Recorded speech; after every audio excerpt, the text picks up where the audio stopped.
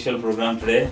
We are welcoming His Grace Shubhavilas Prabhu Ki Jai. So we will welcome him with, how they welcome in the Chowpatty temple in Radha Gopinath Mandir. So we are all going to loudly say Hari Bol 3 times, welcoming him. Hari Bol! Hari Bol! Hari Bol! So we are very fortunate today that we are having an association of His Grace Shubhavilas Prabhuji, and we cannot express our heartfelt gratitude enough. Words are not coming up in my mouth. How fortunate we are to have him among with us, and he is only here for 2 days, and fortunately I think it's Krishna's mercy or Prabhupada's mercy that he's among with us. He's come all the way from Ajax. Prabhuji's is staying with him in Ajax. So they drove it. How he says it's easy to cross the Bhausagar, but it's hard to cross 401 during rush hour. Right? It's so difficult. And it's a nightmare. And Haribala Prabhu, and he's hosting him. He invited him here, and Haribala Prabhu brought him here. So big round of applause to Mataji and 2 wonderful kids. So I won't take too much time. I think we all want to dive deep into the nectar. So I will request Shubhavilas Prabhuji to. Prabhuji, you want to speak few words of like you just yesterday introduced. A little bit about yes, Shubhavilas Prabhuji. So, and Prabhuji, one request I have, because I have only one microphone. When you have question answer, you repeat the question, so then we all know what's question is. Sure. Thank you, Prabhuji. Yes, Prabhuji. Yeah. So a little bit about His Grace Shubhavilas Prabhu. I'll read his profile. Do little louder. Little louder, okay. So Dr. Shubhavilas is a lifestyle coach, storyteller and author. He studied patent law after completing his engineering degree, but finally chose the path of a spiritual seeker. Thank you. I'll come. Hare Krishna. Come here. Hare Krishna. So, I'll start again. Dr. Shubhavilas is a lifestyle coach, storyteller and author. He studied patent law after completing his engineering degree, but finally chose a path of a spiritual seeker. He holds a master's in psychology and a PhD in leadership from Valmiki Ramayana. Ramayana, the Game of Life, is his best-selling series. He is also the author of Open-Eyed Meditations, Mystical Tales for a Magical Life, and Perfect Love, 5.5 Ways to a Lasting Relationship. He has authored more than 50, I think it's 60 now, thought-provoking books. The focus of his work is the application of spiritual wisdom to day-to-day life and addressing the needs of corporates and the youth through power-packed seminars. In his 11 years of monkhood associated with Sri Sri Radha Gopinath Temple, ISKCON Chowpatty, Mumbai, he has served in various leadership roles in congregational development as well as management. He heads up ISKCON Goa, where the congregation has been steadily growing under his leadership. He also heads up Tulsi Books, a publishing house for spiritual books. He has delivered more than 7,000 talks, inspiring more than 600,000 people across 20 countries in the last 12 years.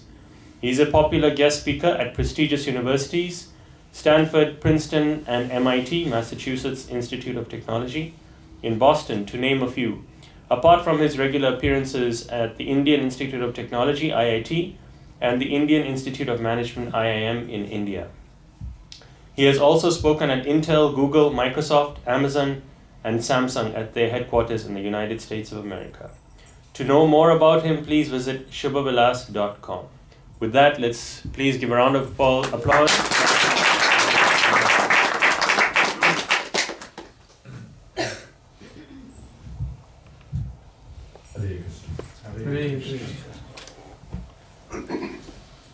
Omakyantimirandasya Gyananjanasya Chakshurumrilayena Tasmai Shri Gurave Namaha Shri Chaitanya Manobishtam Sthapitam Yena Bhutale Swayamrupa Tadamayam Dadati Swapadantikam Vandeham Shri Guru श्रीयुतः पदकमलं श्रीगुरून् वैष्णवांश्च श्रीरूपं साग्रजातां सहगणा रघुनाथान्वितं तं सजीवं साद्वैतं सावधूतं परिजनासहितं कृष्णचैतन्यदेवं श्रीराधा कृष्णपदान् सहगणा ललिता श्रीशाखान्वितांश्च हे कृष्णा करुणा सिन्धु दीनबन्धो जगत्पते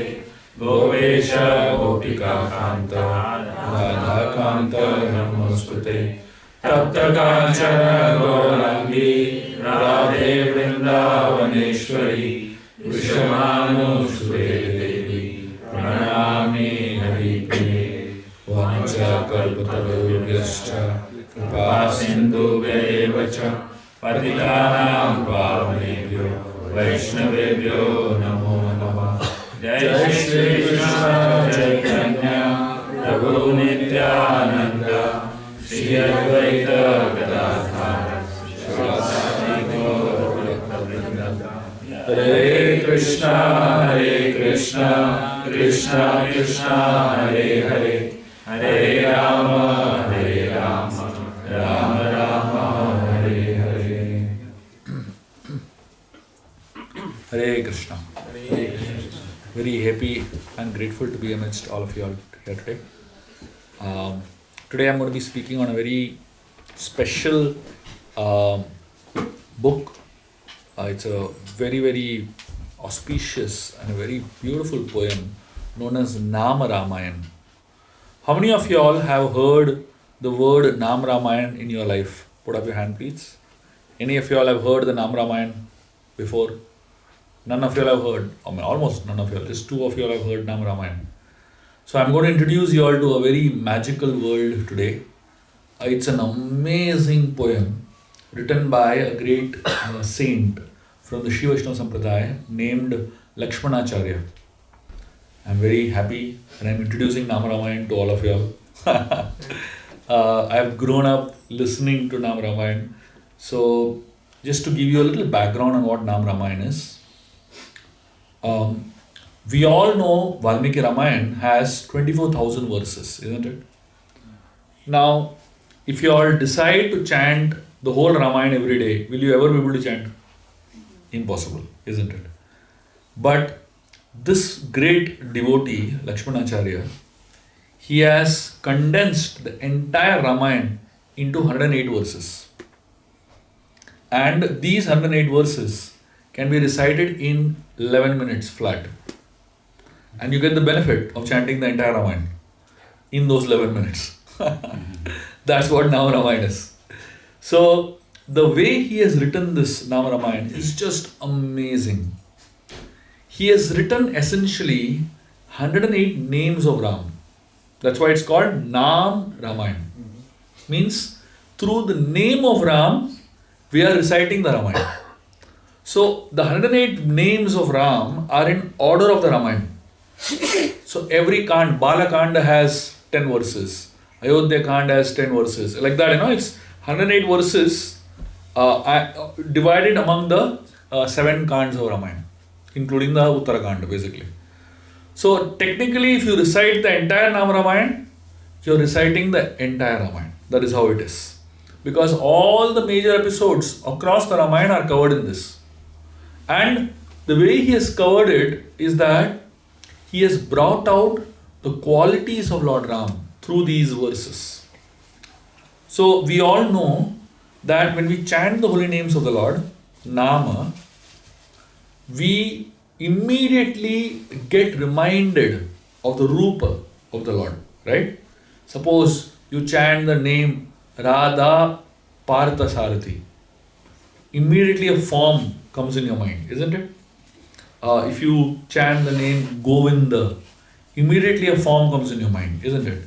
So whenever you chant the name of the Lord, immediately a Rupa comes in your mind. When we chant the name of the Lord and you meditate on the Rupa of the Lord, you also come across a Leela, a pastime of the Lord. So with every name, there is a pastime associated, isn't it? If Krishna is called as Madhusudan, there is a story associated with it. If Krishna is called Gopala, there is a story associated with it. If Krishna is called Devaki Nandan, there is a story associated with it, right? Similarly, whatever names are there of Ram, there is always a Leela, a story associated with that name. And that story reveals a quality of Lord Ram, which is Guna. So Nama, Rupa, Leela and Guna. All of them are conveyed through one verse. So what we are going to be doing today is I am going to be reciting some verses of Nama Ramayana, and I'll be telling the story along with it. I'll be talking to you all about the quality of Ram that is connected with it and a meditation that we can apply in our lives. This is going to melt your hearts. Are all of you all ready for it? Yeah. This is an experience that you will remember for life. And if you all love this experience, I want all of you all to get a copy of this. Okay? This is a book called Nama Ramayana, in which I have written all the 108 verses with their stories and with the meditation that you can meditate on. So every single day, you must read one story, one verse and one meditation. And that's the way in which you can read the whole book. So it's like 108 days of meditation on different names of Lord Ram and different qualities of Lord Ram. So that's the way in which this book is written. So what I'm going to be doing today is I'm going to be picking up a few of the verses of Nama Ramayana. And based on those few verses, I'm going to be sharing with you all the meditations. Okay? So I'll recite the verse and then you can repeat after me. Okay? So like that, so you will also get used to the tune of the Nama Ramayana, you will also get used to the verses of Nama Ramayana, and then slowly you can even by heart the entire Nama Ramayana, okay? It's just about 10-12 minutes of chanting, but it's just amazing. Ready? Yes. Everyone?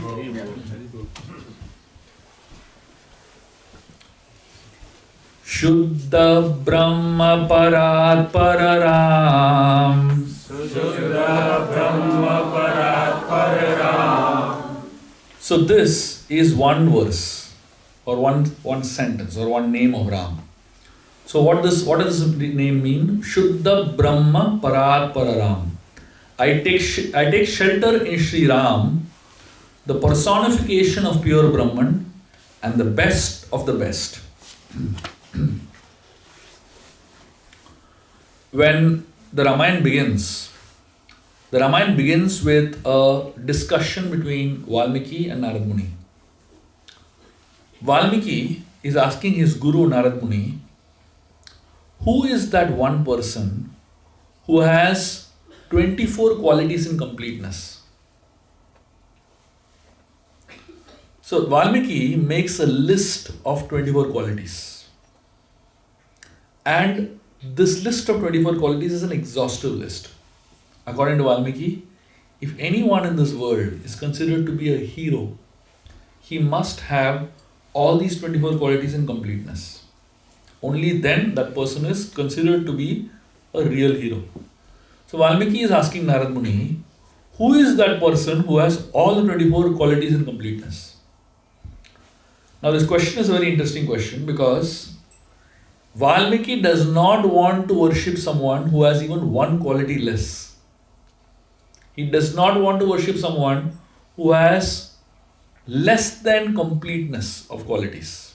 That's why he's asking Narada Muni this. When Valmiki asks this question, Narada thinks for a moment and he's absorbed himself in the meditation on the person who has all these qualities in completeness. And then Narada says that person who has all these qualities in completeness is Ram. And then Narada Muni goes on to describe the entire Ramayana, how Ram has all these 24 qualities in 100 verses subsequently. This section of the Ramayana where Narada Muni is describing the entire Ramayana in 100 verses is known as Moola Ramayana. It's known as the essence of the Ramayana. So the entire Ramayana is there in those 100 verses. And Valmiki expands that 100 verses into 24,000 verses basically. Right? So Lakshmanacharya is technically doing the same thing what Narad Muni has done for Valmiki Muni. You concise the entire Ramayana into 108 verses, basically. Most of us, we all are fascinated by heroes, isn't it? You open Instagram, you are fascinated by movie stars and cricket stars and so many so-called charismatic heroes, influencers, basically. Now, the problem with most of these heroes is that they are very, very good in some aspects, but they are pathetic in some other aspects. Many years back, I was in Rishikesh with His Holiness Radhanath Swami Maharaj. I used to organize events for Maharaj every year. So one particular year, we were at Yash Birla's house, and a very famous industrialist. So we were having breakfast at his house, and in that house, that particular day, happened to be one Bollywood hero, a very famous and very charismatic person, And he was sitting with us and eating breakfast, and obviously very impressive to look at and extremely handsome to look at. Till he opened his mouth. The moment he opened his mouth, our entire impression of that fellow changed completely. Some people should not open their mouth. Safe for them, safe for everybody, Because if once they open their mouth, they get exposed, basically. So it was absolutely shocking. Like the way he looks and the way he speaks, totally different, Kind of resonated different type of culture, basically, isn't it? So there are some people who are very good in one thing and not so good in other things. So Valmiki is inspiring us to meditate on that person who is Shuddha Brahma Parak Pararam. Someone who is complete in every aspect. Someone who is absolutely perfect in every aspect. This is a Ram that is worth meditating on. This is the Ram that is worth of absorbing oneself in. This is the Ram that is worth worshipping. So the Nam Ramayana starts with this meditation. That let us meditate on that person who is worth meditating on.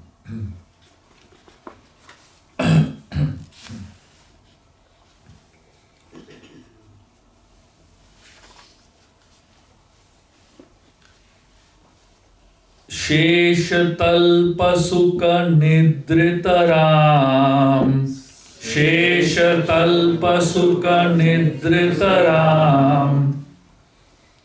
I take shelter in Sri Ram, who delightfully sleeps on the bed of Shesha, the celestial serpent.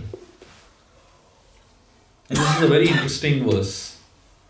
Shesha refers to Adishesh, Anantashesh, Sheshanag. So Shesha is considered to be the bed of the Supreme Lord. Shesha Talpa, Sukha Nidritaram. Shesha Talpa means in the bed or in the body of Sheshanag, Ram sleeps peacefully. Sukha Nidritaram. So to help us understand this, let me share with you all some very interesting thoughts about snake beds. I don't know if any of you all have experienced a snake bed in your life. Have you slept on a snake bed or experienced anything like a snake bed? I'll explain to you what is the meaning of sleeping on a snake bed. I'm sure all of us have been, we use different beds and we sleep on different beds. I've been traveling for the last more than a month. Every day I'm sleeping on a different bed, Some beds are soft, some beds are hard, some beds are semi-soft. I mean, each bed has its own set of problems, isn't it? No matter how costly a bed you get, in Germany there is a bed where if you sleep, you can program it to experience sunrise in the afternoon. So you get up in the afternoon, you will experience sunrise. So there are some very high-end beds today. But no matter how costly your bed is, if you sleep on it for more than 10 hours, you start getting problems. You'll have backache. Then after many more hours, you'll have bed sores. So you'll have so many issues, isn't it? But if you sleep on a snake bed, you will not have any of those issues. Because the snake bed is a breathable bed. So the snake breathes in, breathes out, breathes in, breathes out, right? So when the snake breathes in and breathes out, the snake creates a air gap in between the person who is sleeping and the bed. So the reason you get bed sores is because there is no air gap. There is no air passing basically. So have you ever wondered how come Lord Vishnu sleeps on a snake bed all day long and doesn't get backache, doesn't get bed sores, Have you ever wondered? This is the reason. Because this bed is such a unique bed, and that's why the Lord chooses that particular type of bed, And then this bed has another speciality, which is even more interesting. When mothers put their babies to sleep, they blow into the eyes of their babies. And they blow air into the eyes of the babies. When they blow air into the eyes of the babies, the eyes flutter and then they go to sleep. When Lord Vishnu is sleeping, Ananta Shesh is blowing air into the eyes of the Lord with his 1,000 mouths. So imagine what kind of a sleep he is getting, like another level of sleep only, Therefore this whole idea of Shesha Talpa Sukha Nidritaram. That Shesha who gives comfort to the Lord has come in the Ramayana as Lakshman. So the same Lakshman is Shesha, Ananta Shesh. The word Shesha means remnants, leftover, servant, any of these things. And the mood of Lakshman is always to assist Ram in his pastimes and give him an experience of pleasure, give him an experience of peace. One time, Lord Ram was standing with Lakshman and Hanumanji. He looks at Hanumanji and Lord Ram tells him, I love you twice as much as Lakshman. And he looks at Lakshman, he asks him, did you feel bad that I told I love Hanuman twice as much as you? Lakshman said, my dear Lord, what you said is perfect. Hanuman is twice better than me.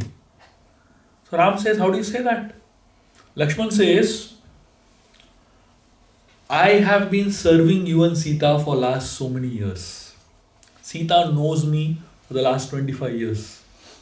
But after 25 years of knowing me also, she doubted my character.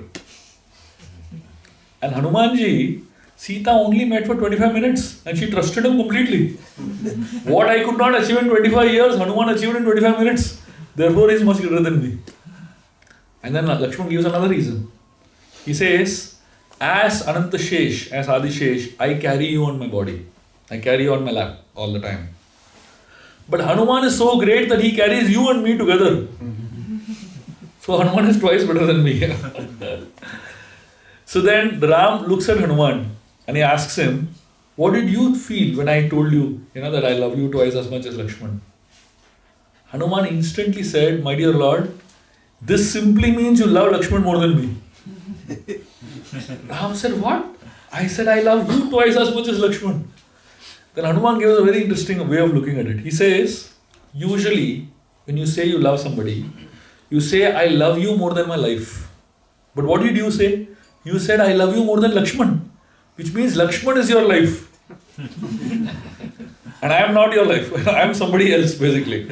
So I am outside you, but Lakshman is very much a part of you. And therefore you love Lakshman more than me. Ram was just amazed, looking at how these two devotees, they're able to glorify one another so much, isn't it? In a community of Vaishnavas, the greatness of a Vaishnava is not in his ability to say, I am great. The greatness of a Vaishnava is in the ability to glorify other Vaishnavas. That's what makes the community of Vaishnavas better than what it is in the outside world, isn't it? The outside world, everybody talks about their own greatness because nobody talks about their greatness, isn't it? But in a community of devotees, if you start talking only about your own greatness, then how is it different from the material world?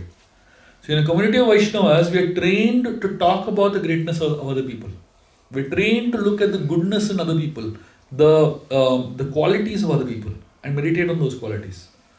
So this particular Ram, Shesha Talpa Sukha Nidrita Ram, refers to that Ram who gets peaceful sleep when devotees glorify one another. So when does the Lord experience peaceful sleep? When does the Lord experience a wonderful, experience? Is when He sees that between devotees there is a lot of love and affection. And when He sees between devotees a lot of hatred, a lot of envy, a lot of insecurity, that disturbs Ram. That Ram doesn't have Sukha Nidrita Ram. So he is not a person who is peaceful. So this particular Ram who is Sukha Nidrita Ram refers to that Ram who is experiencing Shesha, who is experiencing devotees like Lakshman, devotees like Hanumanji, who are constantly in the mood of being the servant of the servant of the servant, trying to assist the Lord, trying to serve the other devotees of the Lord. And that's what this particular verse refers to.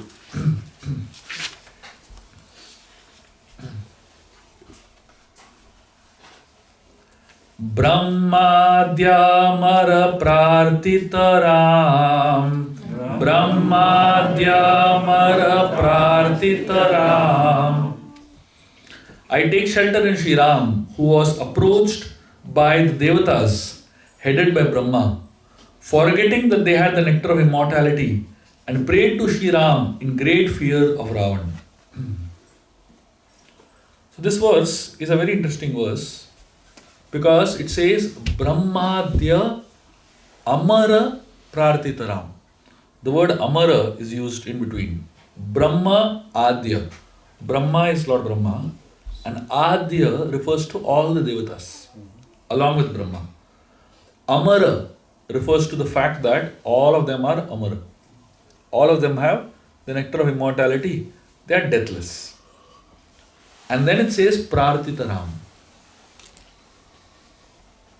When Ravan and his siblings were troubling the Devatas like anything, all the Devatas went to Lord Brahma and they told him, what is this? What have you done?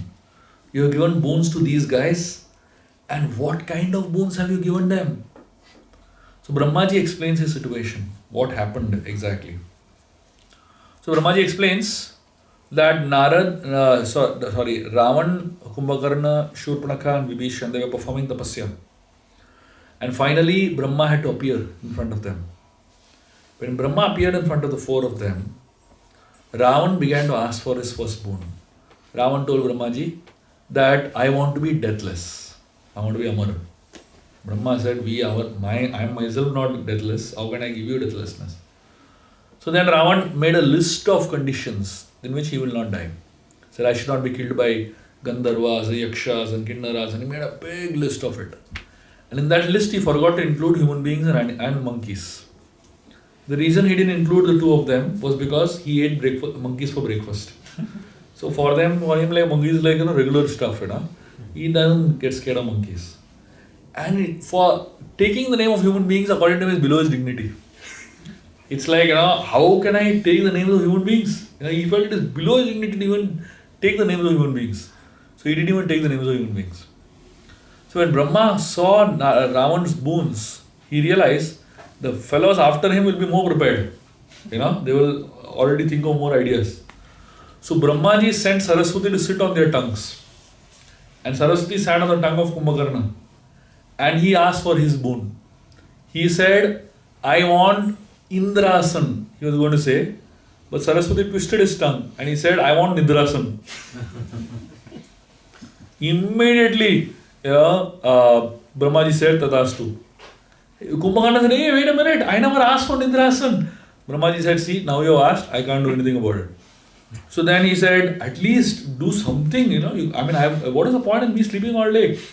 Brahmaji said, fine, you will sleep for 6 months and one day you will be awake. And then one day you can do whatever you want. There are some people who should remain asleep only. Because when they are awake, they are very dangerous. They really cause havoc, So Kumbhakarna, that one day that he woke up after 6 months, he really created havoc in the world. Then Shurpanakha's turn came. She asked the boon of changing her form at will. And finally, it came to the turn of Vibhishan. Vibhishan asked Brahma, he said, my dear Brahma, let me have the boon that I never deviate from the path of Dharma. Brahma was so happy. All the other siblings, they said, what a fool. Is this a boon to ask? You ask for something really proper. You are a blot on our Rakshasa family. No Rakshasa ever has asked for such a boon. I don't want to ever deviate from the path of Dharma. Vibhishan said, this is what I want. Brahma felt coming all the way was worth for this one boon, to give Vibhishan this one boon. So Brahma explained his situation. And he said, I've given Ravan, all these people, these boons. I can't do anything about it. The Devatas said, you have given the boon, but we are suffering because of that. Whenever Ravan had a big festival in his kingdom, all the Devatas would be cutting vegetables in his kitchen. Imagine Indra using, the Vajra to cut, aloo, basically. What a pathetic thing, right? So all these gods were like really in so much agony because Ravan was troubling them like anything. So they went to Lord Brahma, and Brahma tells the Devatas that only Lord Vishnu can save us. So let us pray to Lord Vishnu. So now here, this word Amara is a sarcastic word. These people are Amara, but they are so fearful. Why? Because fear makes you forget a lot of realities. Right? When you are very fearful, do you remember all the philosophy that you have heard? All the lectures that you have heard? Does anything come in your mind when you are in great fear? Nothing comes. You are blank when you are in great fear. So fear paralyzes you. So all the Devatas, they were completely paralyzed here because of fear of Ravan and his siblings. And Brahma tells them, let us take shelter of Lord Vishnu. The moment Brahma says that, they don't even start the prayer. And suddenly Lord Vishnu comes on Garuda Airlines. And the demigods and Brahma are amazed. We didn't even start praying and Lord Vishnu has come. And when Vishnu comes, he comes with Shankha, Chakra and Gadha. He does not bring the Padma. He does not bring the lotus flower. Why does the Lord not bring the lotus flower? Was there a shortage of lotuses in Vaikuntha that day? Or was he left in a hurry and he forgot to carry lotus, Or he left it somewhere, he doesn't know where he left it, Is that the reason? No. Purposely Vishnu did not get the lotus. Because he is indicating to the gods, now the time of creation is over. The time of destruction has started. So therefore, during the time of destruction, I don't need, Padma. So instead of the Padma, the Lord is holding his hand in Abhaya Mudra. This mudra is known as Abhaya Mudra. It's a posture where it's a gesture where the Lord is telling us, don't worry, I'm there for you. It's Abhaya. Bhaya means fear. Abhaya means there is no need of fear. So when the Lord is holding his hands like this, it's Abhayadan. So whenever you go in especially in the temples, very traditional temples, you'll find the Lord holding his hand like this. This is Abhaya Mudra. So even the gods who don't have any fear of death technically should not be having, they also have fear. And they need Abhaya. So this particular Ram, Brahmadya Mara Prarthita Ram. It is that Ram that gives you assurance, gives you hope, gives you abhay. He gives you fearlessness. When we are all going through problems in life, when we are all going through difficulties in life, when we are all going through calamities in life, we should remember this story. Because all of us at some point of time or the other will be like Devatas, totally helpless. And when we are helpless, that time we forget all our powers, we forget all our strengths, we forget all our abilities. And that is the time we need this Ram who can give us abhay, who can give us an assurance, don't worry, I'm there for you. One Acharya was asked this question, which Ram do you like? Do you like the Ayodhya Vasi Ram? Do you like the Mithila Vasi Ram? Do you like the Chitrakoot Vasi Ram? Do you like the Dandakaranya Vasi Ram? Do you like the Kishkinda Vasi Ram? Do you like the Panchavati Vasi Ram? Which Ram do you like? This Acharya said, I like the Lanka Vasi Ram. They asked him, hey, why are you saying Lanka Vasi Ram? Why not all the others? So many other beautiful forms of Ram is there. He said, everywhere Ram was invited. He was invited by Dasharatha Maharaj to Ayodhya. He was invited by Janak Maharaj to Mithila. He was invited by Sugriv to Kishkinda. He was invited by Agastya Muni to Panchavati. He was invited by Bharadwaj Muni to Chitrakoot. Everywhere Ram was invited and then he went. The only place he was not invited is Lanka, and he still went.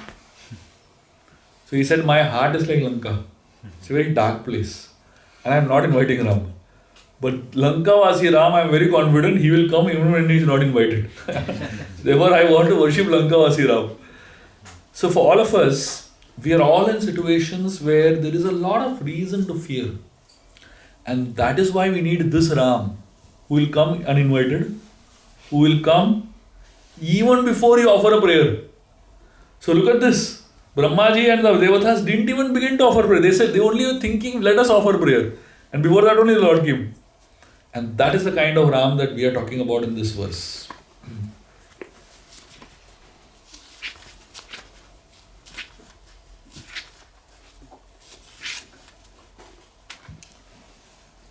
Kaushalya Sukhavardhana Ram. Kaushalya Sukhavardhana Ram. I take shelter in Shri Ram, who increased Kaushalya's bliss component exponentially.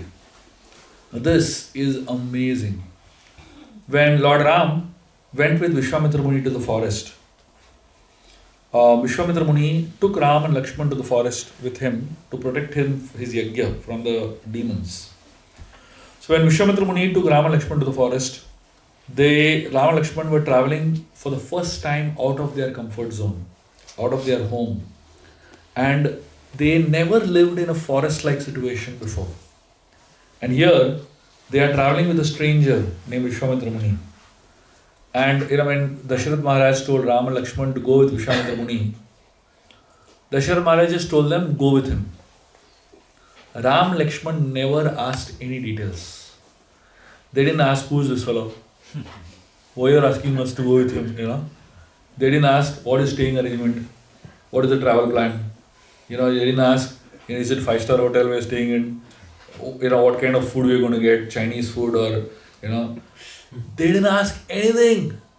They just went with him. And when Vishwamitra Muni, they travelled for many, many miles. And then at some point they were exhausted. It was late evening. They decided to spend the night in the forest. Vishwamitra Muni created a small bed of leaves and flowers. And Lord Ram and Lakshman lied down on this bed. And Vishwamitra Muni was lying down next to them.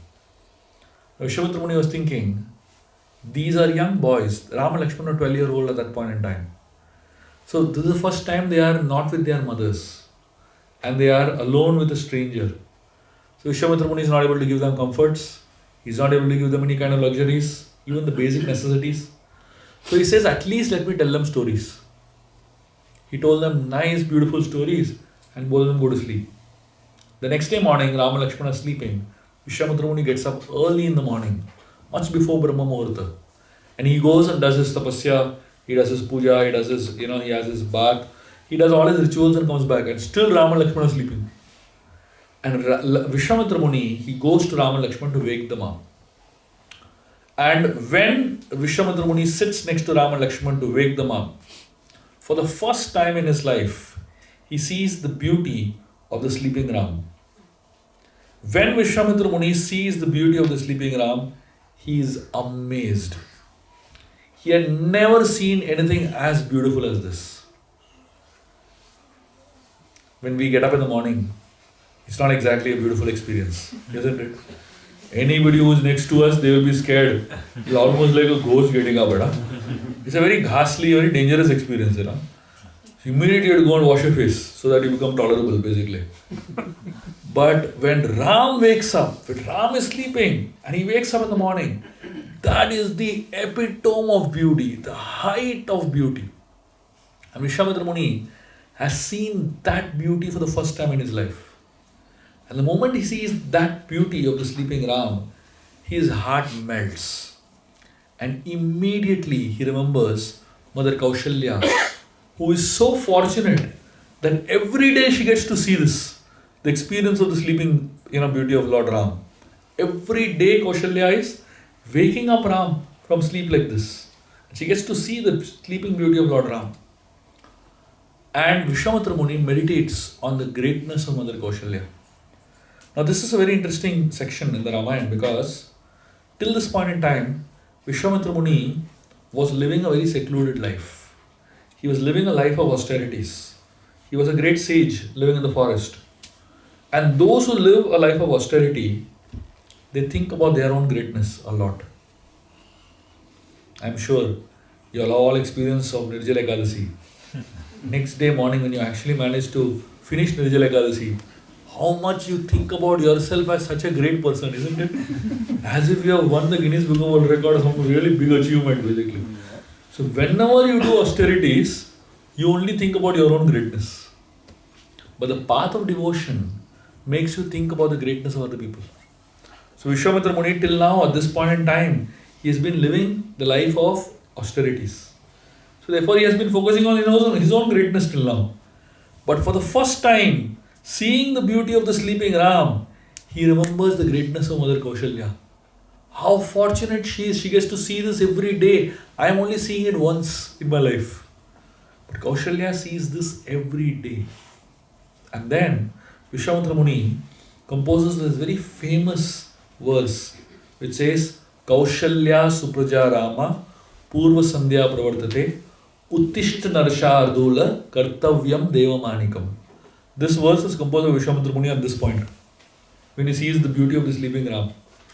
The Acharyas explained that when Vishwamitra Muni sees the beauty of sleeping Ram and he composes his verse Kaushalya Supraja Rama, he chants the name Kaushalya for 1 hour. He gets stunned, he gets like almost ecstatic, chanting the name of Mother Kaushalya. 1 hour he's chanting the name Kaushalya, Kaushalya, Kaushalya only, basically. And then after 1 hour he completes the remaining part of the verse. The Mangalarti darshan of the Lord is a very special darshan. For those who are very fortunate to go and attend Mangalarti, wherever, in any ISKCON temple, or in your own homes, or even in some holy dhams whenever you travel, please take advantage of the Mangalarti darshan. And I'll explain to you some secrets behind the Mangalarti darshan that you should know. One time, Vedanta Desikar, who is a very exalted Sri Vaishnava saint, was asked by a devotee, what is the best time to have darshan of Varadaraj?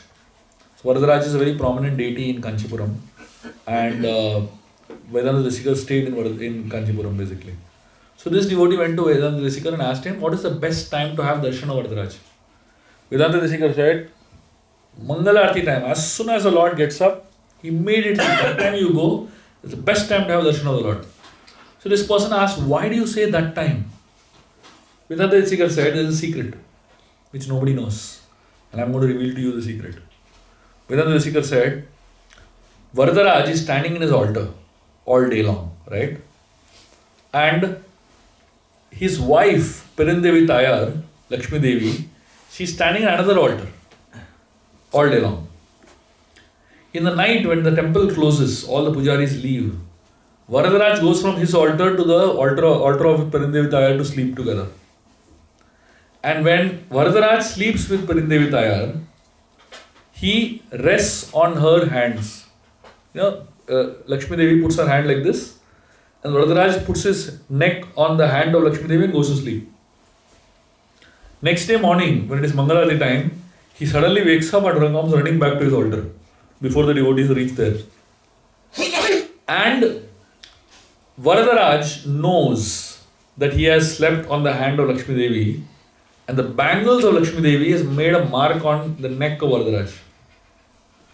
So, in the whole night, the bangles have been there, so it's a very obvious mark on the neck of Varadaraj. And Varadaraj is very embarrassed about it. And all those people who come for darshan and they stand in front of Varadaraj, Varadaraj is hoping that they don't see it. And at that point of time, if you stand there and you ask for anything, Varadaraj will say, take this boon, I'll give it to you, but don't reveal what you saw over here. You know? It's our secret. So Varadaraj will grant you any boon you ask at that point in time, because he's like very embarrassed, you know. He doesn't want the secret to be out. So therefore Vedanta Sikar says that is the best time to go. You will get whatever you want. So the Mangalarti darshan of the Lord is a very special darshan because it is a very intimate connection with the Lord. When you go to a king, when you go to meet a king, in the courtroom he meets in front of everybody. He is a king that time, right? But when the same king is in his bedroom, can anyone enter? Not everyone can enter the king's bedroom. Only those who are very, very close to the king can enter the king's bedroom. That's what Mangalarti darshan is. So those who manage to enter Mangalarti darshan of the Lord, they are practically family members of the Lord. They are practically very, very closely connected to the Lord. That's what it means basically. And that is why this particular verse, Kaushalya Sukha Vardhana Ram, it refers to that Ram that is just waking up. It refers to that Ram who gives pleasure to Kaushalya simply by getting up. And from our point of view, from our meditation point of view, let us meditate on the sleeping beauty of Lord Ram and the beauty of Lord Ram that's just woken up. Why is it called Mangalarti? Because it is said that that time when you have darshan of the Lord, it creates a lot of auspiciousness in your life. It creates a lot of auspiciousness into your existence. So this is that Ram who brings auspiciousness into your life. Kaushalya Sukha Vardhana Ram. So for all of us in our lives, if we want to enhance our pleasure, if we want to enhance our experience of beauty, if we want to enhance our experience of love, that is the Ram that we should pray to. The Ram that is just waking up.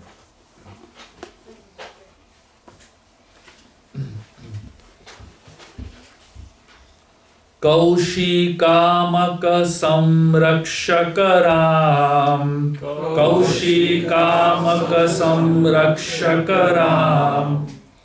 I take shelter in Shri Ram, who protected sage Vishwamitra's yajna for the world's welfare. Okay. So now this is a very interesting Ram. Kaushika is another name of Vishwamitra Muni. Kaushika Makha Samrakshaka Ram means that Ram who protected the sacrifice of Vishwamitra Muni. So the word Vishwamitra means Vishwa means the world and Mitra means friend of the world. So Vishwamitra performed sacrifices for the welfare of the entire world. And that's the kind of person Vishwamitra is. So here Ram and Lakshman came to assist Vishwamitra Muni in his yajna. So Vishwamitra Muni, whenever he performed yajna, these demons headed by Maricha and Subhahu attacked the yajna and destroyed it. So Vishwamitra Muni called Ram and Lakshman to help him. So Ram and Lakshman comes to the Siddhashram of Vishwamitra Muni. When Ram and Lakshman reach Siddhashram of Vishwamitra Muni along with the sage, Vishwamitra Muni tells Ram and Lakshman that I am going to start a sacrifice. This sacrifice is going to go on for 7 days continuously. During the course of the sacrifice, I have to take vows of abstinence from anger and I have to take vows of silence. So I cannot speak anything, I cannot get angry. So he says, I am going to start this yajna, it will go on for 7 days.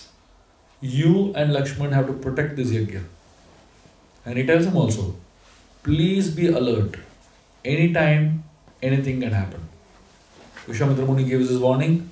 He hands over the charge of the yajna to Ram and Lakshman. He starts the yajna along with the other sages.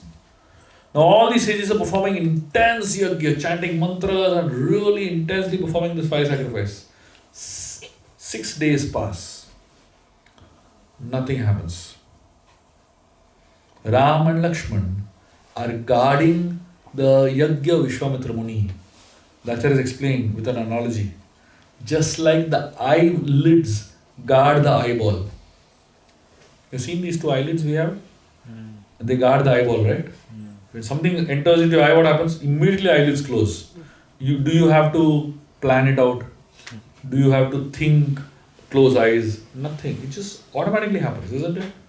Similarly, the eyeballs are like the Yajna Kund, the fire sacrifice where it is happening. And the two eyelids are like Ram and Lakshman. It is said, just like the lower eyelid was stationary, Lakshman was standing in one place. And like the upper eyelid goes up and comes down, Ram was going around and coming back and touching Lakshman. Then going around, coming back and touching Lakshman. Going around, coming back and touching Lakshman. What a beautiful analogy, right? So Acharya explained that that is how Ram and Lakshman are protecting the Yajna Vishwamitra Muni for 6 days continuously. Absolutely nothing went wrong. On the 7th day, the last oblations was going to be offered. The Yajna was going to get over. It's going to get completed. And Vishwamitra Muni was about to offer the last oblations. Ram and Lakshman were thinking, why did they bring us here? Everything is fine, nothing is going wrong only. Just when Ram and Lakshman were thinking like that only, a huge sound came from the skies. And Marich and Subhavu and all these demons started attacking. When we are this close to success, that's when we make the biggest mistakes of our life. We lose alertness. And then we actually, lose focus. So Ram and Lakshman were very alert, even in the last moment. And Marich and Subhavu began to throw all kinds of dirty things into the Yajna Kunda. Ram immediately created a canopy of arrows. And not even a drop of the blood and the dirt and the flesh, all that the demons were throwing, not a drop of it entered into the Yajna Kunda. The demons were really getting frustrated because they were trying to throw all the dirt into the Yajna Kunda, but they were not able to throw. So they decided to come to the earth, stand on the earth and throw things into the Yajna Kunda. And as the demons descended on the earth, the sages were chanting mantras. The power of the mantra was so much that the demons could not come on earth. So the demons realized, we can't come on the earth because his mantras are too powerful.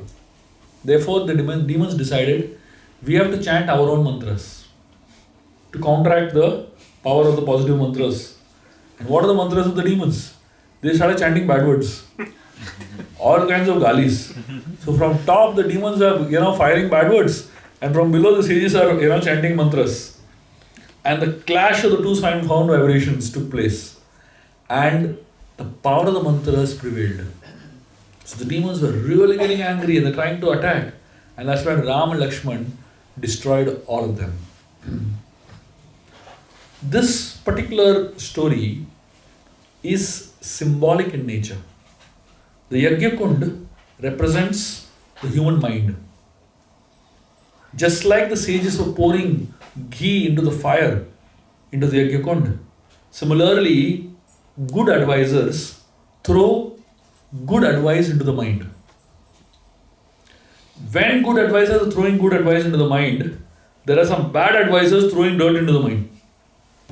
The demons are trying to throw all kind of dirty things into the mind, right? All of us have two types of people in our life. There will be devotees who will keep telling you nice things. Every time you go to a class, every time you go to a program, you'll hear very nice things and come back. That's like good advice being poured. And the rest of the week, dirty things are being poured into your mind. Isn't it?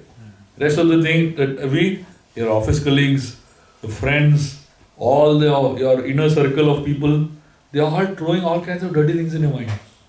Now you're always confused what to do. And that is when you need a Ram in your life. That's the Ram who is known as Samrakshaka Ram. Kaushika Makha Samrakshaka Ram. Who is that Ram? That is the Ram which represents our intelligence, who filters out all the dirty things from our mind and only allows good things to enter our mind. Now imagine if we had such a Ram in our life, how peaceful life would have been, isn't it? The problem with us is that we don't have such a filter. we don't have such a Ram in our life, and therefore we allow everything to come. We welcome good advice also. We welcome dirt also into our mind. And the crazy part is that we love both. When we hear lecture, we love the lectures. But then after that, when we hear gossip, we love it even more. We just wait for some gossip to happen. We just wait for some fault to be found. We just wait for some, this juicy tidbits, you just love that nectar, isn't it? So here, Kaushi Kamaka Samrakshakaram refers to that Ram that acts as a filter into what goes into your mind. So if you are struggling with this, please pray to this Ram. This is the Ram that is specialized in protecting the mind. This is the Ram that is specialized, trained to protect us from all these dirty things to enter into our mind. And this is the Ram that prevents all the negative demons from throwing all their filth into our minds. That's what this whole thing is. Kaushikamaka Samrakshakaram.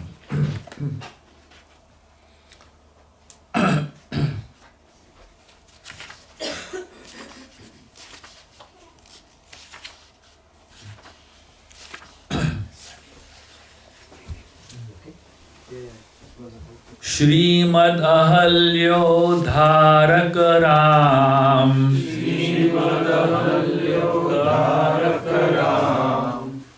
So this, here the word that is used over here is Shrimad Ahalyo Dharakaram. The word Shrimad is used to describe Ahalya. And amazingly, the great acharyas, whenever somebody is in big trouble, like here, Ahalya, she's a stone. She's become a stone. But why are these acharyas calling her Shrimad Ahalya? Shrimad Ahalya, the word Shri refers to Lakshmi Devi. Shrimad means somebody who has got the blessings of Lakshmi. That's what Shrimad means. When Vibhishan was leaving Lanka, he was kicked out by Ravan from Lanka, right? When he was being kicked out from Ravan from Lanka, Vibhishan had to leave immediately. It's like nowadays, getting a pink slip. Suddenly, job terminated by SMS. You can't go back to your office. You can't use your laptop anymore. You can't have access to any of the, just completely kicked out. So Vibhishan lost his money, he lost his family, he lost his position, he lost his, practically credibility. He lost everything in one moment. He had to just walk out with his life, literally. At that point, when Vibhishan walked out with his life from Lanka with nothing, he was a beggar. At that point, Valmiki calls him a Shriman. Same thing. All this time, Valmiki didn't call him Shriman. But when he became a beggar, he's calling him Shriman. How come? Why is Ahalya being called Shrimad over here, and why is Valmiki being called, Vibhishan being called Shriman over there? Because when you have lost everything in your life, that is when you get the Lord. Srimad Bhagavatam is a book of losers. Everyone in the Bhagavatam is a loser, by the way. Prahlad is a loser, Dhruva is a loser, Amrish Maharaj is a loser, Chitraketu is a loser. Take any character in the Srimad Bhagavatam, they're all losers. Narad Muni is a loser, Vasudeva is a loser, practically all of them are losers. Because only when you actually lose, you gain the Lord. So we all have to have one experience of loss in our life for us to become serious about our spiritual journeys. Till the day we think that we know everything, till the day we think that we have everything, till the day we think that we are so great, we don't need anybody, till that time you can't get the Lord. Ahalya, at this point of time, she's become a stone. She's cursed to become a stone. And at this point, she is called Shrimad Ahalya, Dharakaram. Why? Because at this point, Ahalya experiences Ram in her life. Lord Ram comes into Ahalya's life, and Ahalya was a stone. And Lord Ram just put his lotus feet, just hovered above the stone. A few grains of dust fell on the stone, and immediately Ahalya got her life back. Ahalyo Uddharakaram. So he revived Ahalya. At that point in time, Ahalya offers a very beautiful prayer to Lord Ram. She tells Lord Ram, my dear Lord, now that you have given me back my life, you've given me a new life, please also give me the strength to say no to temptations. This is Ahalya's prayer. So when Indra comes in the form of Gautam Rishi, somehow Ahalya got tempted. So we all are like Ahalya, isn't it? We all are like Ahalya. We love attention, isn't it? If somebody pays a lot of attention to us, we feel flattered, isn't it? If somebody comes and appreciates us, we say, wow, can you appreciate a little more? Can you look at a different angle of looking at my greatness, you know? So we just love the attention that we get from other people. Even a little bit of attention, we are like so hungry for that attention. Ahalya, like, why did Gautam Rishi curse Ahalya to become a stone? The reason Gautam Rishi cursed Ahalya to become a stone, because nobody pays attention to a stone. Have you ever paid attention to a stone? It's standing in one corner of your house. Very interesting stone. Let me look at it enough for some time. Have you ever paid attention to a stone on the ground? You don't really pay attention to stones. And Gautam Rishi felt that is the treatment for her. Because she's seeking too much attention, extremely beautiful, extremely amazing personality, and therefore she was seeking too much attention. So he felt sometime not getting any attention is a cure for her. That's why he cursed her to become a stone. Now Ahalya, when she gets back her life, so Ahalya considers Ram to be her father. Why? Because he gave her life, right? She had lost her life technically. He gave her life back. So from that point onwards, Ahalya treats Ram as her father, basically. And so she is asking Ram, my dear Lord, you have given me life, but please also give me the strength to say no to temptations in life. We all need to learn to say no. If you want to learn one thing from this story, and the one thing that you can pray to this Ram, Shrimad Ahalyo Dharakaram, the one thing that you can pray to this Ram is ask him for strength to say no. The problem with us, most Indians, the problem with that, we don't know how to say no. We really don't know how to say no, From our childhood, we have been taught that saying no is bad. And we feel so guilty. Somebody calls us, please come home, if we don't know how to say no only. Somebody says, please do this for me, we don't know how to say no only. Somebody says, please come to this program, we don't know how to say no. A boss says, do this, we don't know how to say no. For everything, somebody tells, drink this liquor, we don't know how to say no. So practically, we grow up in a situation in life where we just don't know how to say no. And that is a sign of weakness. That is a sign that we need strength to say no to temptations in life. Half your problems will be solved if you learn to say no. Half your problems will be solved. Literally. Simply learn to say no. Very simple word. N-O. That's all. But to say that, it is so difficult. It is so tough, isn't it? And I'm sure all of us have our own struggles of saying no to different things in our life, isn't it? It could be, saying no to our child for something that they're asking. It could be saying no to a spouse for something they're asking. We no to say to our boss who is asking for something. It could be no to say to some devotee who is asking for something. There are so many situations in our life where we should be saying no, but we end up saying yes. And that's the time we need this Ram in our life. Srimad Ahalyo Dharakaram. And now I'm going to take one last verse.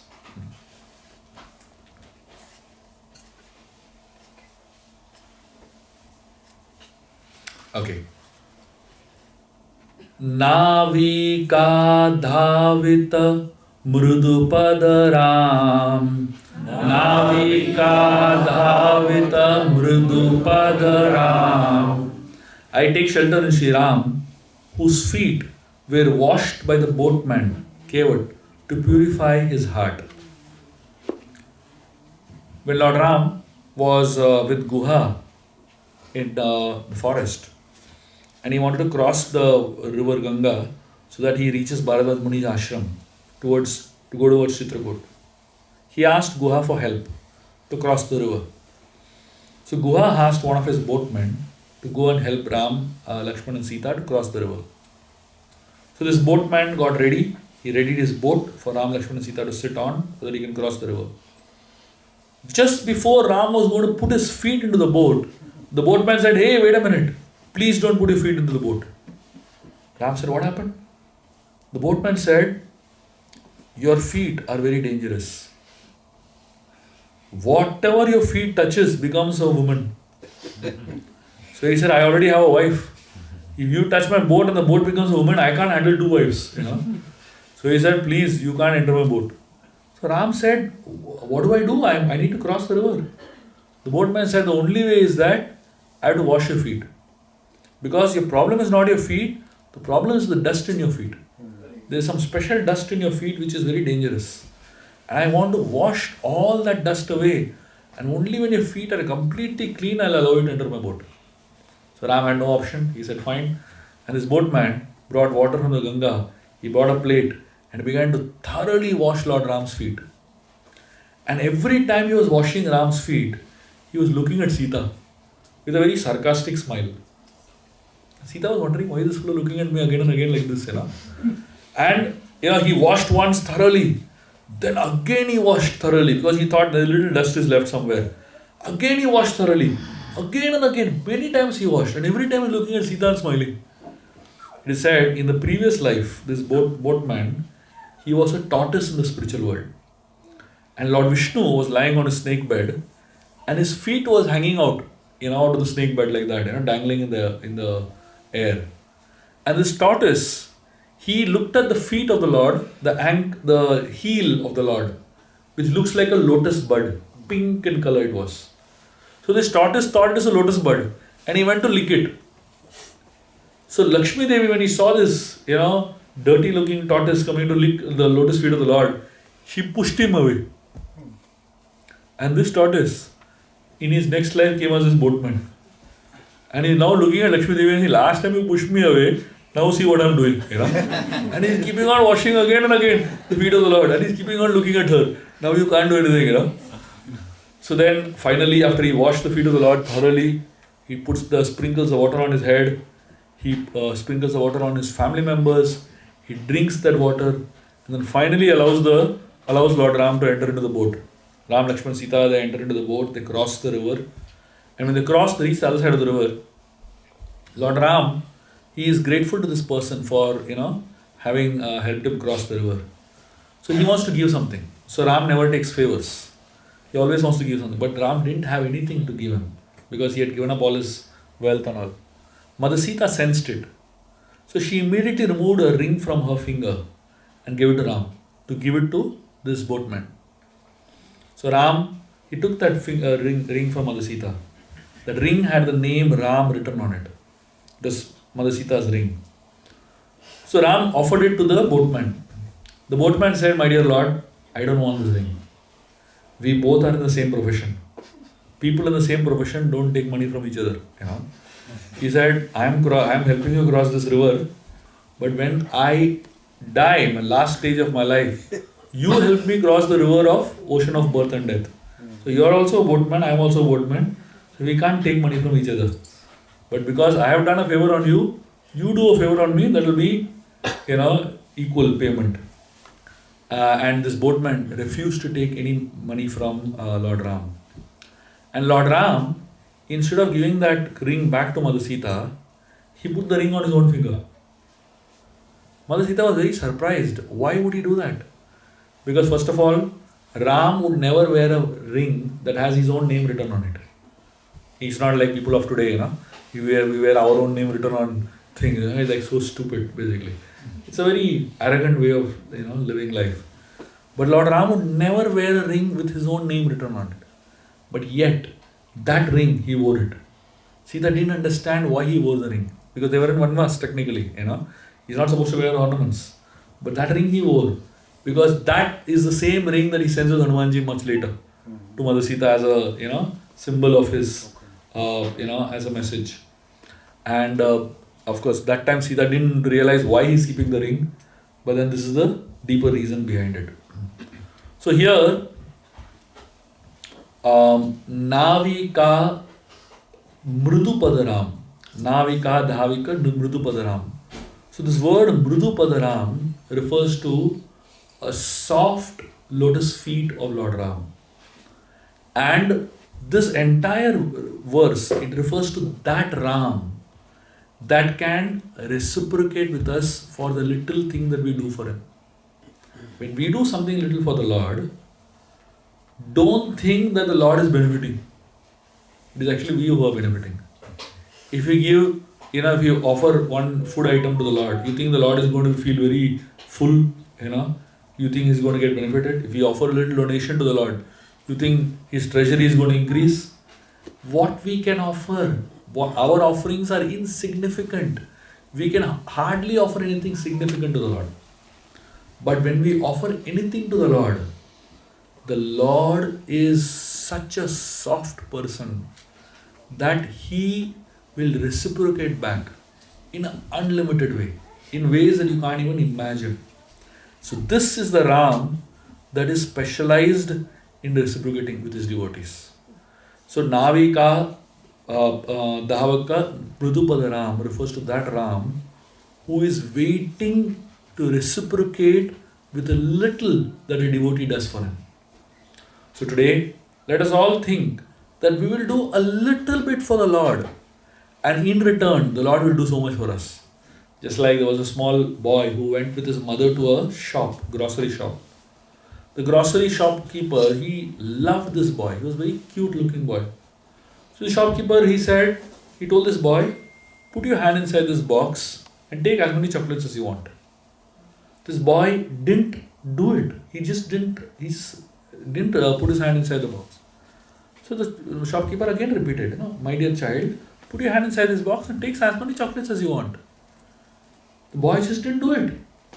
The mother felt very embarrassed. The shopkeeper again is asking. She tells him, he's asking you, uncle is asking you, please put your hand inside and take as much as you want. The child refuses. He just doesn't put his hand inside and take. Finally, the shopkeeper realizes maybe the child is very shy. He puts his hand in, picks up a bunch of chocolates and gives it to the boy. The boy immediately takes it with both his hands. The mother asked him, what did you do? Why did you behave like that? The child said, my hand is so small. Yeah. If I put my hand in, how much will come out? But the shopkeeper's hand is so big. If he puts his hand in, lot will come out. So I said, he was waiting for that. So similarly, when we ask the Lord, give me this, what is our capacity? Right? So when we claim something for the Lord, our capacity is always going to be limited. But when the Lord decides to give us mercy, his hand is so big. Our capacity to hold also is not there. That much the Lord can give us, isn't it? So this is the beauty of this Ram. He is waiting. He is called Mridupada Ram. Mridu means soft. Not only his feet are soft, but his heart also is soft.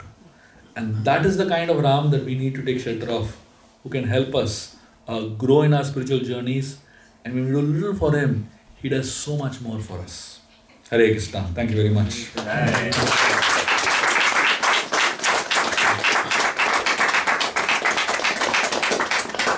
So as I said, what I shared with you all today is like a little few drops of the nectar that is there in this book. And I highly recommend all of you to get hold of this book and read all of the amazing stories and amazing meditations on this. Like this, we can keep meditating on different names of Lord Ram and different qualities of Lord Ram and experience so much of bliss. Hare Thank Krishna. you.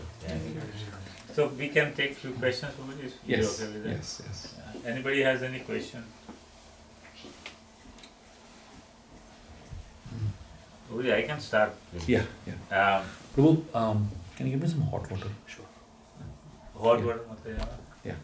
You're saying?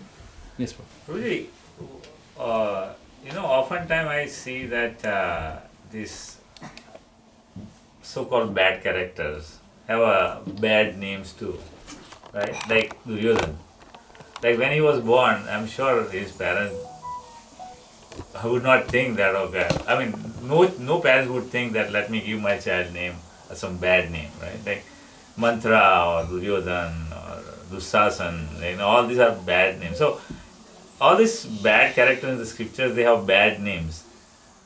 So like I sometimes feel like even movies, they have, even the bad character has a good name, right? But here the scriptures has like all bad names and the characters are bad, and good characters are good name, like Vibhishan, for example. So I don't know any relation. I don't know I'm expressing well or not. Yeah. So basically, these personalities, they all have two names, multiple names basically. Like Duryodhan, his original name was Suyodhan. What is it? Suyodhan. And then he got the name Duryodhan. So like that, Ravan's original name was Dashanan. And then he got the name Ravan eventually, So like that, many of these characters, they have multiple names. So originally they have a name, and then after that, according to the character they exhibit, they get another name, basically. And then they are proud of those names. Duryodhan means somebody who is very, very dangerous to fight with. Now obviously Duryodhan is proud of that name, basically. He has no problem with that name. He loves it. So these names are in alignment with what they are, or who they are, and what kind of personality they are. Ravan, the word Ravan means the one who makes others cry. You think he's not happy with that name? He loves that name. He loves it because it completely describes him, basically. So I don't see this disalignment with that. Of course, as I said, they also have other names, basically. It's not that their parents wanted to give them bad names. It's just that, they got, because of the qualities that they exhibited, they have certain names that suits them, basically.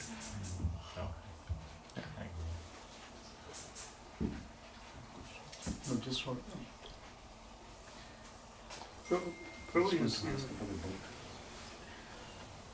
Prabhu, you spoke about Kanchi temple, the Varadaraj Perumal temple briefly. If you see in India, there are a lot of Vishnu temples in the south. In fact, most of the Divya Deshams is in the south. Is there a reason why we find fewer temples related to Vishnu in other parts of India? And what is the significance of so many such temples in a similar geographical area? All the temples of in Sri Vaishnava Sampradaya are established by Ramanuja and his followers. So, who were prominently situated in the south. So all the 108 Divadesams, the list only is created by Sri Vaishnava Acharyas. So now if some Acharya from the north creates a list, then obviously he'll create more from that side, isn't it? So because the Ramanacharya created that list, so basically it's all prominent temples from this side. Also culturally, from the invasions point of view, south remained quite protected from a lot of invasions, because the invasions came from the northern belts basically. So even from a conversions point of view, and even from the culture point of view, the destruction of culture prominently happened that side, and the south remained quite protected, especially because of Shivaji Maharaj and because of the Pandya and Chola kings basically. So that's where the culture remained preserved, and that's why you'll find a lot of the prominence of ancient temples in the south. Anything else? Any other questions or comments? Hare Krishna Prabhu. Yes. This Nam Ramayana, the book you have, is it only available in English or you have Hindi as well? Right now it's in English. Okay. Eventually probably Hindi and other languages will come, but right now it's in English. Okay, thank you. So one more question. When you say Srimad means who has received the blessing of Sri Lakshmi. So how does it relate to Srimad Bhagavatam? So the Bhagavatam is technically, if you look at the Bhagavatam, it is two things prominently. One is it is about Bhagavan, it is about the Supreme Lord, but it's also about the mercy of Radharani. It's prominently the mercy of Radharani that is there in the Bhagavatam, basically. When Vyasadeva was despondent, he was like very sad about, after writing all the Vedic scriptures, after writing all the Puranas, Ityasas, everything he wrote, and he was very sad. One of the things Narad Muni told him was, you have not sufficiently glorified the Brajavasis. So you have written so many things. And you might have written about the Supreme Lord also. But you have not specifically glorified the Brajavasis, specifically Radharani. And therefore, you should write a book that specifically glorifies the Brajavasis and specifically brings out the glories of Srimati Radharani. So Srimad Bhagavatam is that book which specifically glorifies the Brajavasis and Srimati Radharani, basically.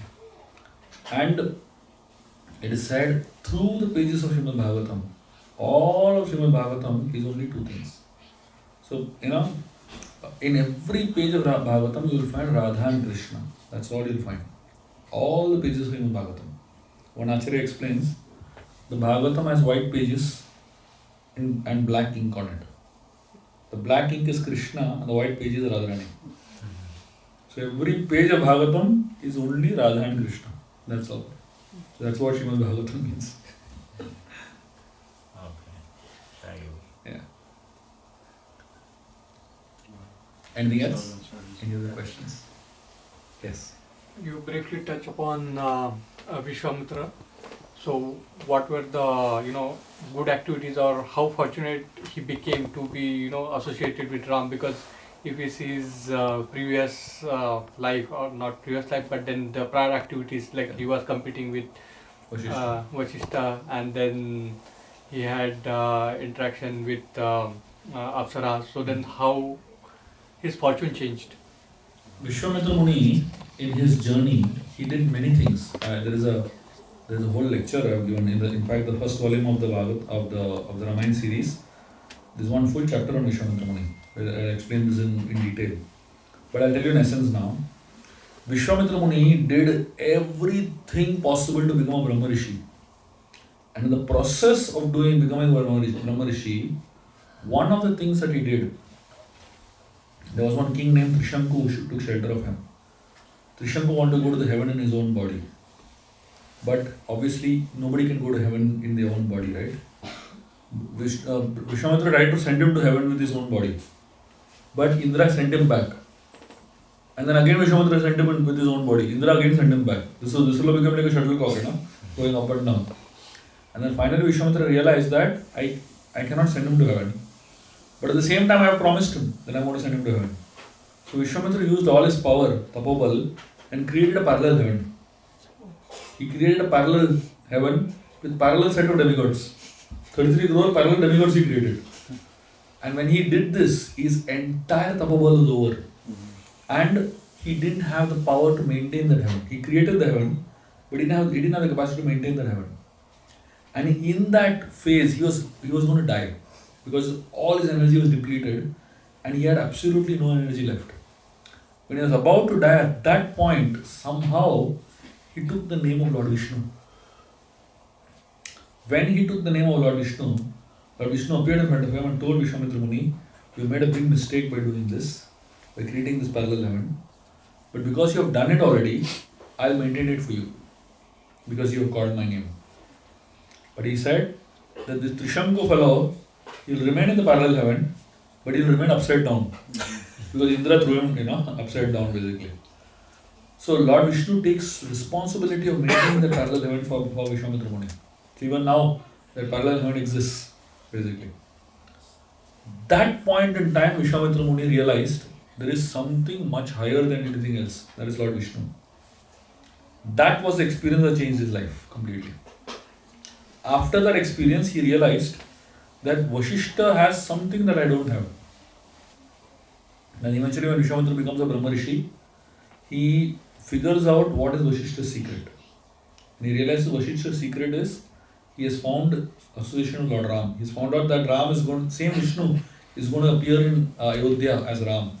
And Vashishta is sitting over there. Then Vishwamitra Muni went to Ayodhya to bring Ram along with him to the forest. Now why did Vishwamitra Muni bring Ram along with him to the forest? Not because of protecting the Yajna, that was an excuse. But actually he wanted to take shelter of Ram. So that's when Vishwamitra's complete journey of transformation happened. So the Balakanda of the Ramayana, it is explained in the Balakanda of the Ramayana, which has a few thousand verses. In the Balakanda, the entire Balakanda Ramayana has only 10 verses that talk about the childhood of Ram. Only 10 verses. So for 10 verses, why is the entire Kand remain named as Balakanda? So many people think Bala means childhood of Ram. But actually Bala is not the childhood of Ram, Bala is the childhood of Vishwamitra Muni in Bhakti. So through the Balakanda, from the beginning of Balakanda, he was a baby, he was a child in Bhakti. At the end of the Balakanda, when he marries Sita and Ram, he actually becomes a mature person in devotion. And then he attains perfection of his life. That's the story of Vishwamitra Muni's growth, basically. Okay. Anything else? Hare Krishna. So I'll just quickly introduce all of you all to the books. So for many of you all who were not here yesterday, I'll just quickly give you all a little intro. We have a few books left. Yesterday a lot of devotees took books, but I just thought I'll give you all a brief. This book is a book on stories of Ganesh. I've written about 50 stories of Ganesh, researched from various Puranas and various sources. It's an amazing collection of stories on Lord Ganesh. This book is a book called Ancient Wisdom to Elevate Your Mind. This book contains 50 stories from Indian scriptures, from various scriptures like Ramayana, Mahabharata, and almost all of these stories you would have never heard before. So this is that kind of stories, and each story has lessons to teach you in life. This book is a book on Hanuman Chalisa. Just like I've written Nam Ramayana, I've written a book on Hanuman Chalisa. This book went on to become #1 bestseller on Amazon in India for months and months and months together. Even nowadays, many times this book is the most gifted book on Amazon in India. So this book has every word of Hanuman Chalisa explained through stories of Hanumanji. Very beautifully explained book.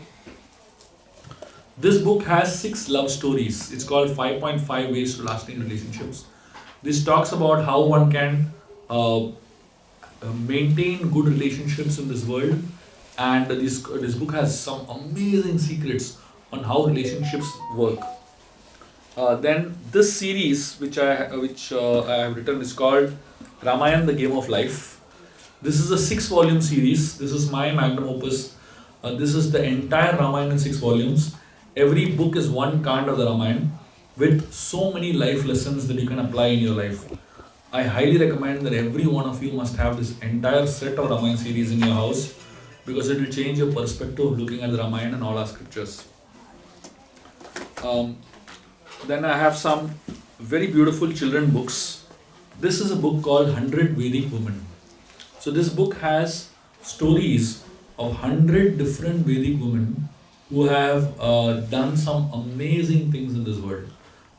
This book is a fully illustrated book. Every single story of the Vedic woman is illustrated very, very beautifully. This is a set of 6 books actually, 6 small books called Goddesses of India. This has some of the most prominent goddesses like Lakshmi Devi, Ganga, Saraswati, Parvati, and all these personalities.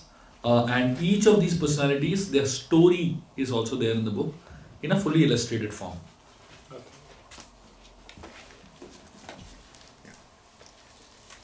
And this one is called the Illustrated Bhagavad Gita for Children.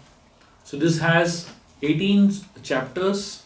Each chapter elaborates one verse of the Bhagavad Gita with one theme of the Gita and one story explaining the theme. That is how this book is. Then this book is called the Little Blue Book on the Little Krishna book. This has some very beautiful unknown stories of Lord Krishna in illustrated form. And finally, the last book we have for today is called The Illustrated Ramayana for Kids. This book again has at least sold about 100,000 copies in India, and thousands of kids just love this book. Some of the kids have read this book at least 50-60 times, so much that the book is torn literally, So they love the illustrations so much. So I would highly recommend all of you all to get a set of all these books and for your library, as well as for gifting to other people. So all these books will be available in stalls over there. And of course, this last one is Nama Ramayana, which I have been speaking about. Your question? Yeah. You can. There's a stall over there. You can ask them. You can get all the books. Yeah, thank you. A big round of applause to Shubhavilas Prabhuji. A big round of applause.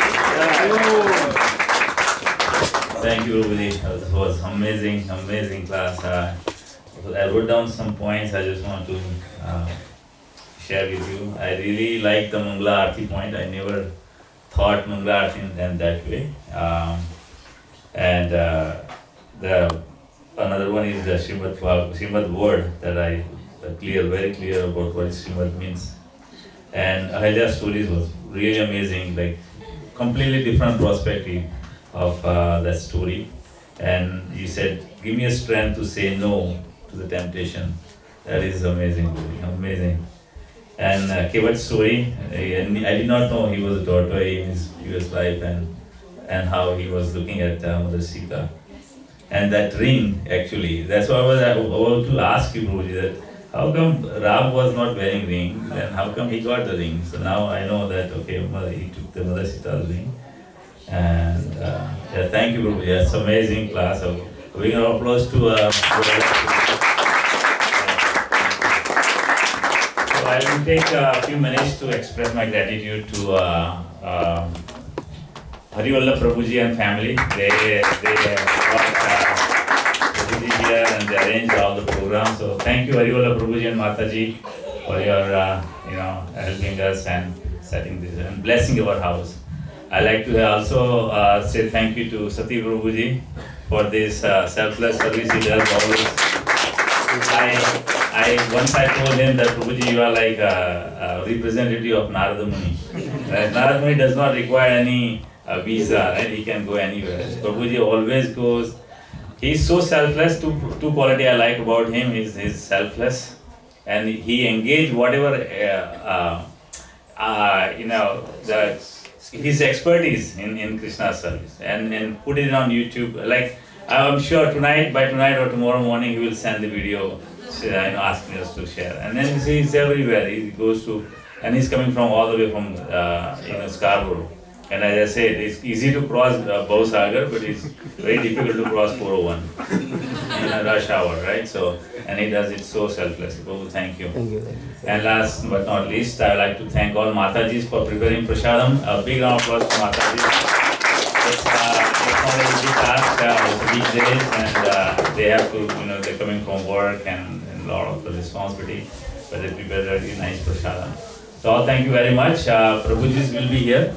And I think Harivalla Prabhu is setting up the table or something for books, and if anybody wants to buy books, please and also associate with Prabhuji, and then we'll have Prashadam. Thank you. Hare Krishna. Hare Krishna.